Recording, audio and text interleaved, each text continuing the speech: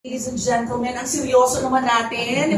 Isang palakpakan na may kasamang hiyawan. Thank you very much for being here and thank you so much for your support para po sa pagbabalik ng Live AIDS. Ako po muli si Kalad Karen at nais ko pong sabihin sa inyo that Kalad Karen was born in Live AIDS. Wow. The mother is UP Samascom. The father is Greenays. The father, of course, is Oblation, the University of the Philippines. And all I can say is that these institutions made me who I am today. So I've always been thankful for all the learnings, for all the, gratitude, hard work that UP Samascom and Live AIDS have instilled in my heart.